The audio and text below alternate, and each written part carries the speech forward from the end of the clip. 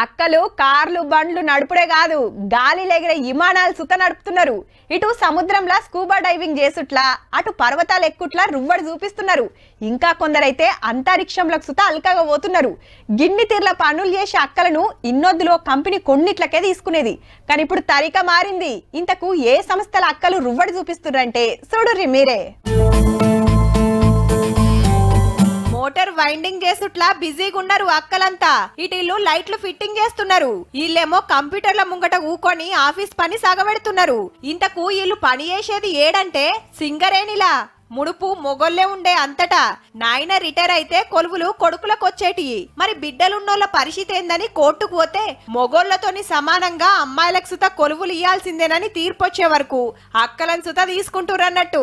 అంటే బాయిల దిగి పని చేయాలంటే అక్కలతోని కాదని మొదలు అన్నల్నే తీసుకుంటుండే. కానీ ఇప్పుడు పరిస్థితి మారింది.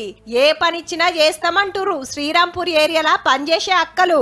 వైండింగ్ చేస్తాము, అన్వైండింగ్ చేస్తాము, లైట్స్ రిపేర్ చేస్తాము, పిఎంటీసీ రిపేరింగ్ చేస్తాము, అన్ని చేస్తాము. ఎవరికి హెల్పర్ గా ఇచ్చిన ఫిట్టర్ వాళ్ళకి ఎవరికి ఏ పనైనా చెయ్యము అని అనము. అయితే ఎవ్వలైనా మొదలు బొగ్గు బాయిలకు దిగాల్సిందే, బొగ్గుతోడి పార్సిల్ చేయాల్సిందే. అటెండ్ కాళ్ళ చదువు సీనియారిటీని బట్టి ఏరే డిపార్ట్మెంట్ లకు తీసుకుంటారు. అందరు సుతా పెద్ద పెద్ద చదువులు చదివినోళ్లే. అట్లా పనిచేస్తున్న అక్కలు 600 మంది ఉన్నారట. ఫస్ట్ భయంగానే ఉండే, కాకపోతే ఇక్కడికి వచ్చిన తర్వాత అలాంటి భయాలు అనేవి ఏం లేవు. ఈ మనం ధైర్యం కొద్దీ ఇంకా ముందుకు నడవాలి. మొదలు బుగ్గులు పడ్డం గాని అటెన్కా అలవాటైంది. మా నాయనల కొలువు మాకిచ్చినందుకు మొగోళ్లతోని సమానంగా అన్ని పనులు చేస్తాం కూడా అంటుర్రు. ఆడవాళ్ళు కూడా అన్ని రంగాల్లో ఉండాలని నిరూపించాలి. అది మా ద్వారానే సాధ్యం అవుతుంది. ఫస్ట్ కష్టం ఉంటుంది కావచ్చు, కానీ ముందు మనకు అవకాశం అయితే ఉంటుంది. మొగోళ్ళు అయితే పనులు చెప్తే మరలబడతారు, కానీ మహిళలు ఏ పని చెప్పినా మంచిగా చేస్తారు. మళ్ళా చెప్పున నేర్చుకుంటారని మెచ్చుకుంటారు ఉద్యోగులు సుత. మహిళా ఉద్యోగులకు కొంచెం ఓపిక ఎక్కువ, సిన్సియర్ గా ఉంటారు. చెప్పిన పని క్లియర్ గా చేసి పెడతారు.